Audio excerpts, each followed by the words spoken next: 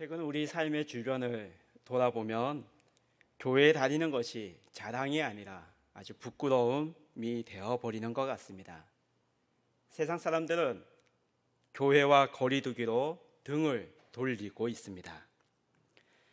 세상과 일치의 삶을 살지 못한 그리스도인들에 대한 세상 사람들의 그 실망감이 우리의 마음을 더욱 무겁게 하고 있는 요즘입니다. 신앙의 열매가 없는 그리스도인들에 대한 세상 사람들의 채찍이 너무나 아픕니다. 무엇이 잘못되었을까요?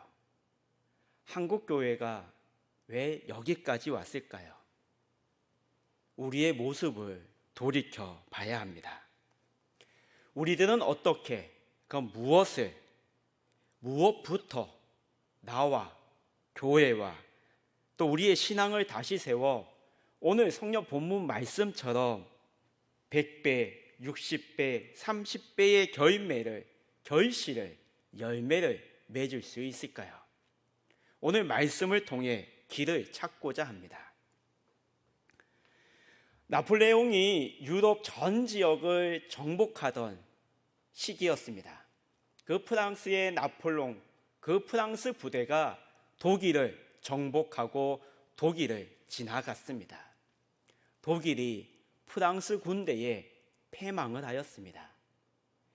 나폴레옹이 이끄는 그 프랑스 군대가 독일 지역을 지나갈 때쯤 독일의 많은 젊은이들이 비참함과 분노를 이기지 못해 거리로 뛰쳐나왔습니다. 그리고 그 독일의 젊은이들은 그 비참함과 아픔을 고함을 지르며 돌을 집어던지며 그들의 아픔과 분노를 표현하였습니다. 독일의 많은 청년들이 그 거리에 나와 그러한 행동을 할 때에 어느 한 청년은 다락방으로 올라갔습니다. 그리고 주먹을 불끈 쥐며 눈물을 닦으며 낡은 문헌 책들을 뒤척이기 시작했습니다. 그 청년이 바로 독일 관념론을 집대성한 헤겔입니다. 헤겔은 조국의 현실적 비참함을 결코 외면하지 않았습니다. 그리고 그는 독일과 유럽의 그 정신세계를 전면적으로 재검토하면서 마침내 유럽의 정신인 관념론을 만들었습니다. 이 유럽의 정신, 온 유럽에 영향을 끼친 이 헤겔의 관념론이 결국 패망했던 그 작은 독일이 큰 독일로 발돋움하게 되는 초석을 닦았던 것입니다. 헤겔은 현실의 아픔에 대한 그 분노를 가슴에 품고 미래를 준비하였습니다. 미래를 바라보며 낡은 문헌 책들을 그의 손에 부여잡았습니다. 이성계의 위화도 회군으로 고려가 멸망이 되고 조선이라는 나라가 건국이 되었습니다. 조선이라는 이 나라는 성리학을 통치 이념으로 세웠습니다. 조선은 이 성리학이 통치 이념으로 모든 백성들에게 이 정신세계, 이 성리학의 학문이 정착되게 하기 위해서 고려시대부터 쭉 내려오던 책들을 금서로 정해버렸습니다. 금서는 국가 통치 이념에 어긋나는 서적을 판매하거나 발행을 금하는 책들입니다. 어떻게 보면 이 금서는 사상을 통치하고 사상을 금지시키는 것입니다. 성리학의 정착을 위해 고려시대 때부터 내려오던 고려의 그 르네상스, 고려의 부흥기 때 제작되었던 그 많은 책들을 조선은 모든 것을 금지시켰습니다. 그 금서 중에 한 권이 어떤 책이 있냐면 조진기와 통천록이라는 고려 말에 아주 이 고려를 르네상스를 집약해 놓은 이 통천록이라는 책이 있었습니다. 이 통천록의 서적을 보면 이 책의 내용이 어떤 내용이었냐면, 하늘과 정신적으로 교통하며 글이 아닌 몸으로서 인간의 근본을 닦아가는 내용이 담겨 있습니다. 인간됨은 몸으로 실천해야 된다는 겁니다. 근데 조선의 성리학은 어떤 학문이었습니까? 조선의 통치 이념은 글과 사회적인 규범, 그 나라의 통치의 매뉴얼을 만들어서 그 매뉴얼대로 왕이 통치하면 된다라는 통치 이념이었습니다. 그렇기 때문에 조선시대, 조선이 건국되자마자 이 통천록은 금문서가 되었습니다. 인간됨을 어떻게 개인의 몸을 익히며 인간됨을 연습할 수 있어? 이건 아니야, 잘못됐어. 사회적인 규범 안에 있으면 인간됨이 될 수 있어. 우리는 사극을 보면 조선시대의 양반들, 학문을 연구하시는 분들의 모습을 볼 수 있습니다. 어떤 모습입니까? 방에서 책을 펴놓고 계속 책을 읽는 모습이었습니다. 만약에 이 금서가 없이 인간됨의 근본을 몸으로 익혔다면 이 조선의 역사는 어떻게 되었을까요? 과거의 역사는 오늘의 역사가 됩니다. 그리고 오늘의 역사는 미래의 역사가 됩니다. 그러므로 우리들은 이 역사에서 필요하고 유익한 지혜를 얻어야 합니다. 역사는 우리들의 삶의 보물 창고입니다. 성경책도 하나님의 역사가 숨어 있는 책입니다. 어제도 오늘도 변함없으신 하나님이십니다. 오랜 시간 하나님의 역사가 숨쉬고 있는 이 기록된 말씀, 하나님의 은혜와 하나님의 사랑이 기록된 이 말씀, 하나님의 역사하심과 하나님의 말씀에 인간이 불순종하고 순종이 담겨 있는 이 기록된 말씀을 우리는 이 말씀 앞에 순종함으로 서야 합니다. 하나님의 말씀은 살아 움직입니다. 활력이 있습니다. 좌우의 날선 어떤 검보다 예리하여서 우리의 혼과 영과 관절과 골수를 찍어 쪼개준다라고 말씀하십니다. 그리고 이 살아계신 하나님의 말씀이 우리의 생각과 우리의 마음과 뜻을 판단해 주신다라고 말씀하고 계십니다. 변화의 시작은 바로 이 기록된 말씀, 하나님의 말씀을 봉독함에서 시작이 됩니다. 말씀이 우리의 생각과 우리의 마음과 우리의 뜻을 바꾸어 주십니다. 하나님의 말씀이 나의 모든 삶을 바꾸어 주시고 또 그 바꾸어 주신 생각과 마음과 뜻을 통해 실천과 행동으로 구체적인 변화로 나를 만들어 주십니다. 기록된 말씀으로 나와 가정과 또 우리 민족과 나라와 교회를 다시 일으켜 세우는 우리 원미동교회 성도님들이 됩시다. 예수님께서 집에서 나오셨습니다. 오늘 저희들이 읽은 13장 1절 말씀입니다. 예수께서 집에 나오셔서 바닷가에 앉으셨습니다. 오늘 성경 본문 말씀 마태복음 13장, 예수님이 집에서 나오시기 전에 예수님은 그럼 집 안에 계셨다라는 겁니다. 예수님은 집 안에서 어떤 말씀을 전해주셨느냐? 바로 12장 마지막 절 말씀입니다. 사람들이 예수님께 와서 가족에 대해서 물어봅니다. 어머니와 동생들이 도착했습니다. 예수님이 얘기하십니다. 나의 형제고 동생은 아버지의 뜻대로 하는 자가, 누구든지 하늘에 계신 내 아버지의 뜻대로 하는 자가 내 형제요 자매요 어머니이다 라고 말씀하셨습니다. 아버지의 뜻대로 하는 자가 내 가족이다.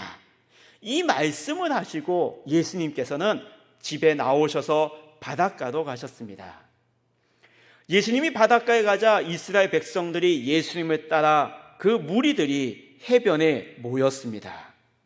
많은 무리들이 모이자 예수님은 다시 그 바닷가에서 배 위로 올라 앉으셨습니다. 무리들은 배 위에 올라 앉은 예수님에게 집중되었습니다. 그리고 예수님이 어떤 말씀을 하실까 다시 귀를 기울이며 예수님을 바라보고 있었습니다. 3절 말씀에 예수께서 비유로 여러 가지를 그들에게 말씀하여 이르시되, 예수님께서는 해변에 서 있는 무리들이 들을 수 있도록 그들의 언어로 말씀하고 계십니다. 말씀이 예수님의 입에서 우리의 귀에 들리게 됩니다. 선포되어지는 말씀이 우리의 귀에 도달할 때까지 참 많은 장애물들이 있습니다. 어떤 장애물들이 있으십니까? 예수님의 입에서 선포되어지는, 예수님의 입에서 나오는 그 말씀이 내 귀에 들릴 때까지 많은 장애물이 있는데, 그 장애물은 나의 생각과 지식입니다. 또 다른 장애물은 나의 삶의 가치관입니다. 또 다른 장애물은 나의 삶 속에서 터득한 체험들입니다. 경험들입니다. 그리고 내가 오랫동안 생활해온 나의 신앙의 틀, 내 간증으로 경험해온 신앙의 틀이 있습니다. 또 다른 장애물은 내가 살아가고 있는 삶의 자리, 삶의 환경이 나의 장애물입니다. 이러한 장애물들이 나를 감싸고 있습니다. 그 장애물에 따라 예수님의 입을 통해 선포되어지는 이 하나님의 말씀이 나의 장애물로 말미암아 길가에 뿌려지고 돌밭에 뿌려지고 가시밭에 뿌려지고 좋은 땅에 뿌려진다라고 말씀하고 계십니다. 우리 원미동교회 성도님들은 이 네 가지의 밭 중에 어디에 해당이 되십니까? 아마 모든 성도님들은 다 좋은 밭입니다라고 고백하실 겁니다. 그러면 하나님의 말씀이 좋은 밭에 뿌려지려면 제일 중요한 게 무엇이겠습니까? 바로 듣는 법입니다. 듣는 법이 제일 중요합니다. 종교개혁자인 루터도 기독교의 메시지를 받아들이는 1차적인 기관은 눈이 아니라 귀다라고 이야기했습니다. 믿음은 들음에서 나며 들음은 그리스도의 말씀으로 말미암기 때문이다. 듣는 것은 읽는 것과 다릅니다. 들음은 읽기와는 다릅니다. 들으려면 귀를 사용해야 되고 읽으려면 눈을 사용해야 합니다. 듣는 것은 공동의 행동입니다. 읽는 것은 혼자만의 행동입니다. 듣기는 공동체의 신앙을 성장시킵니다. 읽는 것은 개인의 신앙을 성장시킵니다. 오늘 성경 본문 말씀 마지막 절입니다. 13장 9절 말씀에 예수님께서도 이 비유를 말씀하신 후 결론으로 귀 있는 자는 들으라 라고 말씀하십니다. 귀 있는 자는 들으라. 예수님이 말씀하신 이 귀는 어떤 귀일까요? 똑같은 네 가지 씨 뿌리는 비유, 이 비유를 마가복음에서는 이렇게 표현하고 있습니다. 들을 귀 있는 자는 들으라 라고 말씀하십니다. 들을 귀입니다. 귀는 귀지만 그냥 귀가 아니라 들을 수 있는 귀, 들을 귀를 가져야 된다라고 말씀하십니다. 예수님께서 왜 이렇게 말씀하셨을까요? 네 가지 비유를 말씀하시고 씨 뿌리는 비유를 말씀하시고 그 다음 바로 해석을 해주고 설명을 해주시면 되는데, 오늘 마태복음 13장 본문 말씀에서도 네 가지 비유를 말씀하시고 바로 해석해 주지 아니하시고 이스라엘 백성들의 그 상황을 예수님이 꼬집어서 말씀하고 계십니다. 이 당시 이스라엘 백성들은 15절 말씀입니다. 이 백성의 마음이 완악하여져서 그 귀는 듣기에 둔하고 눈은 감았으니 이는 눈으로 보고 귀로 듣고 마음으로 깨달아 돌이켜 내게 고침을 받을까 두려워함이니라. 이 말씀은 예수님이 하신 말씀이 아니라 이사야 선지자가 이스라엘 백성들, 즉 예수님 앞에 모여있던 그 무리들의 조상들에게 했던 그 이사야의 말씀을 예수님이 다시 인용해서 말씀하고 계시는 겁니다. 귀가 둔하고 눈을 감고 있어서 귀로 듣고 마음으로 깨달아 돌이켜 내게 고침을 받을까 두려워서라고 말씀하십니다. 고침받는 것이 두려워서 저는 이대로 살아가겠습니다라는 겁니다.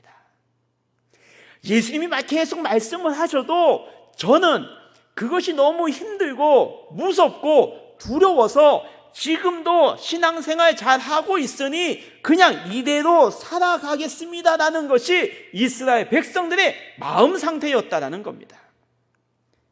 그러니 삶에 변화가 없는 것이고 성전에 땅만 밟았다라고 하나님께 질책을 받았습니다.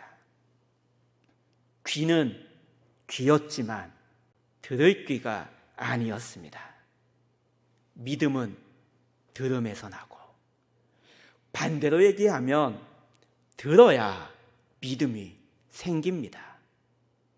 들어야 나의 신앙이 성장한다는 겁니다. 내가 믿음이 있습니다라는 것은, 이 믿음은 고정되어 있는 믿음이 아니라 살아 움직이는 것이 믿음입니다. 눈으로 말씀을 읽고 들을 귀로 말씀을 잘 들어야 합니다. 예수님이 말씀하십니다. 16절 말씀, 그러나 너희 눈은 봄으로 너희 귀는 들음으로 복이 있도다. 우리 원미도교회 성도님들은 들을 귀로 들음에 복이 있는 자인 줄 믿습니다. 예수님께서 네 가지 씨 뿌리는 비유 말씀을 하시고 그 말씀을 이제 설명을 하십니다. 23절 말씀을 보면 좋은 땅에 뿌려졌다는 것은 말씀을 듣고 깨닫는 자니, 좋은 땅에 뿌려졌다는 것은 말씀을 듣고 깨닫는 거다라고 말씀하십니다. 입에서 들을 귀로, 귀에서 마음으로 흘러가야 합니다. 듣고 깨닫는 자가 되어야 합니다. 우리 원미도교회 성도님들, 오늘 이 시간까지 믿음의 여정길을 걸어오면서 참 많은 하나님의 말씀을 듣고 읽어오셨습니다. 깨달은 말씀들이 있으십니까? 어떤 말씀이 내 삶에서 이 말씀이 나를 깨닫게 해주셨어 라고 자신 있게 얘기할 수 있는 말씀이 있으십니까? 깨닫다. 이 깨닫다를 한자를 한번 살펴봤습니다. 한자의 어원을 보면 깨달을 각입니다.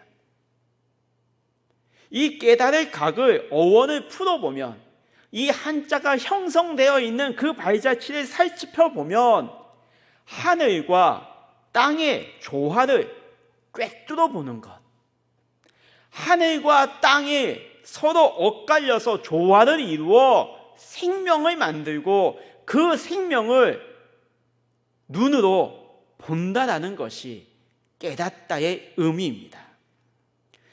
더 구체적으로 얘기하면 하늘의 전기가 내려 세상으로 나와 하늘의 전기로 충만함을, 이 땅에 하늘의 전기가 충만함을 눈으로 보는 것, 이를 깨닫다라고 이야기합니다. 하나님의 말씀에 비추어 깨닫는 자는 하나님의 말씀이 이 땅에 임합니다. 그 하나님의 말씀이 이 땅 어디에요? 나에게, 들을 귀를 통해 나에게 임하고, 내 몸속에 임한 이 하나님의 말씀이 나를 통해 세상으로 하나님의 말씀으로 충만하게 하는 사람, 그 사람이 깨닫는 사람이라는 겁니다. 이러한 삶을 사는 것이 아버지의 뜻대로 하는 자고 깨닫는 자입니다. 우리 원미독교회 성도 여러분, 하나님의 말씀을 우리의 삶의 자리에서 깨달으며 살아가고 계십니까? 우리의 삶은, 우리의 일상은 시시포스의 신화에 나오는 그 시시포스의 형벌처럼 우리는 하루하루의 삶은 늘 반복되는 일상입니다. 늘 만나는 사람, 가정에서나 직장에서나 늘 만나는 사람, 늘 하던 일, 우리의 삶은 늘 반복되는 생활 패턴 속에 살아가고 있습니다. 이러한 삶의 자리에서 하나님의 말씀을 어떻게 깨닫고 어떻게 삶의 자리에서 적용할 수 있을까요? 살인하지 마십시오. 도둑질하지 마십시오. 거짓말하지 마십시오. 이 말씀에만 멈추어 계십니까? 성공의 사제인 T.C. 해리스 워런은 성공의 목사로서 남편과 두 자녀, 두 딸과 함께 살아가고 있었습니다. 어느 가정의 아내처럼 이 T.C.도 늘 가정에서 반복되는 생활을 살아가고 있었습니다.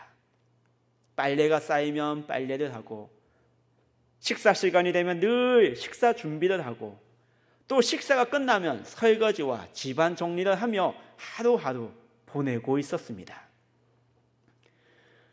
어느 날 이 T씨가 똑같은 삶의 패턴 속에 자녀들 다 학교에 보내고 집에 홀로 남겨져 있었습니다. 오전에 집안일을 다 마치고 점심을 먹기 위해 아침에 먹다 남은 그 타코 스프를 데피고 그 스프를 저녁 끼니로 먹으려고 준비하고 있었습니다. 그리고 그 타코 스프 앞에 모여서 그 스프를 한 숟가락 한 숟가락 먹고 있는데 그 순간 문득 하나님의 말씀이 생각이 났다고 합니다. 어떤 말씀이냐면 하나님의 입에서 나오는 모든 말씀으로 살 것이다 라는 말씀이 생각이 났다는 겁니다. T씨는 이 타코 스프를 통해 말씀의 깊은 세계로 들어가게 되었습니다. 이 스프는 농부의 수고와 또 이 추수한 이들을 통해서 나에게 왔구나. 이 스프를 위해 하나님께서는 햇빛과 비를 내려주셨고 또 수확을 주신 하나님의 자비까지 생각하게 되었습니다. T씨는 이 타코 스프를 통해 우리의 이웃과 그리고 땅과 그리고 하나님과 우리를 하나로 연결시키게 되었습니다. 일상의 삶 속에서 내 삶 속에서 이루어지고 있는 그 활동 하나하나, 반복되는 생활 속이지만 내 눈에 비춰지는 그 삶의 현상들을 통해 이 T씨는 하나님의 말씀과 연결시키기 시작하였습니다. 아침에 눈을 뜰 때, 빨래를 할 때, 운전할 때, 차가 많이 막혔을 때 그 순간에도 그의 삶을 하나님의 말씀과 끊임없이 연결시키며 그 말씀의 깊은 세계로 들어갔습니다. 그리고 이 TC는 그러한 일상 속에서 얻게 된 그 은혜를 많은 사람들과 함께 나누며 일상의 생활 속에서 우리는 어떻게 거룩한 거룩한 예배자로 살아갈 수 있을까? 많은 사람들과 그 은혜를 나누고 있습니다. 삶의 자리에서 말씀을 적용하기 위해선 우리들은 말씀을 읽어야 합니다. 읽고 또 읽어야 합니다. 또 말씀을 읽어야 합니다. 다독입니다. 우리 원미동교회 성도님들은 교회 달력에 성경 읽을 범위가 정해져 있습니다. 그리고 우리 원미동교회는 성경 말씀 봉독을 우리 성도님들의 신앙 훈련으로 교회 주보의 광고를 통해 성경 봉독하자라고 신앙 운동을 하고 있습니다. 읽어야 합니다. 말씀을 다독을 해야 됩니다. 읽고 또 읽어야 합니다. 여기까지는 우리 원미동교회 성도님들뿐만 아니라 모든 믿음의 자녀들은 다독을 많이 합니다. 여기서 우리는 한 걸음 더 나아가야 합니다. 어디로요? 글의 뜻을 새기며 읽는 정독으로 읽어야 합니다. 한 구절, 한 단어를 말씀에 붙잡고 그걸 묵상하며 살아가야 됩니다. 오늘 읽은 말씀을 통해 내 마음에 새겨졌던 그 말씀의 구절이 어떤 구절인지, 그 말씀 가운데에 드러났던 내 마음에 와닿던 단어를 끊임없이 아침, 점심, 저녁으로 그 말씀을 되새김질을 하셔야 됩니다.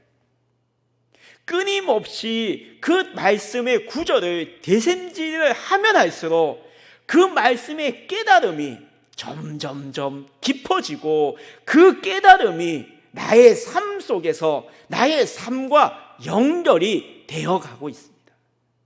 되어갑니다. 길갓, 돌밭, 가시떨기는 말씀에 깊이가 없는 밭입니다. 깊숙이 뿌리를 내리는 말씀이 없습니다. 말씀을 나의 것으로 만들기 위한 훈련도 하지 않는 밭들입니다. 우리 원미동교회 성도 여러분, 귀에서 들린 귀로 들은 그 하나님의 말씀이 행동으로 말씀이 흘러가야 합니다. 우리의 일상에서 만나는 이웃들, 늘 반복되는 일들을 말씀과 연결이 될 수 있도록 실험해야 됩니다. 끊임없이 그 말씀을 붙잡고 하나님 앞에 질문을 던지는 기도를 드려야 됩니다. 하나님, 오늘 이 말씀이 내 마음판에 새겨졌고 오늘 하루 종일 이 말씀을 가지고 품고 살아가고 있습니다. 되새김질을 하고 있습니다. 하나님, 이 말씀이 내 삶 속에서 어떤 연결과 어떤 열매를 맺을 수 있습니까? 라며 우리는 기도하며 생명을 걸어야 합니다. 이 말씀이 나의 삶에 열매를 맺을 수 있도록 기도하며 생명을 걸어야 합니다. 말씀을 우리의 삶에서 흘러넘치면 100배, 어떤 이는 60배, 어떤 이는 30배 우리는 이 말씀의 열매를 목도하게 됩니다.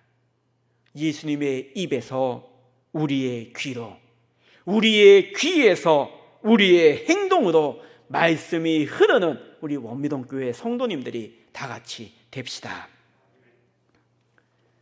한국교회가 계란을 맞았습니다. 이 기사는 아마 다들 읽으셨고 들으셨을 겁니다. 건물의 벽이 계란을 맞은 것이 아니라 예수님의 몸이 맞았습니다. 예수님이 무엇을 잘못했기에 세상으로부터 계란을 맞습니까? 이 가슴 아픈 현실을 목도하며 우리들은 언제까지 이렇게 가만히 있어야 합니까? 고침받는 것이 두려우십니까? 세상의 교회를 향해 비난하고 계란을 던지는 오늘부터라도 우리는 다시 말씀으로 돌아서서 통회하는 마음으로 말씀을 붙잡아야 합니다. 그 기록된 말씀이 나의 삶의 체득이 되도록 우리는 말씀을 품고 말씀을 되새김질하며 기도하며 일어나야 합니다. 우리 원미동교회 한 사람 한 사람이, 우리 원미동교회 한 성도 한 성도들이 하나님의 말씀 앞에 경외함으로 서서 살아계신 하나님의 말씀에 생명을 걸고 함께 손을 잡고 세상을 향해 나아간다면 우리 원미동교회뿐만 아니라 우리의 가정, 우리의 이웃, 그리고 한국교회는 다시 일어날 줄 믿습니다. 오늘은 입춘입니다. 입춘은 봄이 옴을 알리는 절기입니다. 우리 원미동교회 성도들이 말씀의 봄을 이웃들에게 알리는 성도들이 됩시다. 말씀의 봄을 통해 우리의 삶의 자리에서 말씀의 열매를 풍성하게 맺는 우리 원미동교회 성도들이 다 같이 됩시다.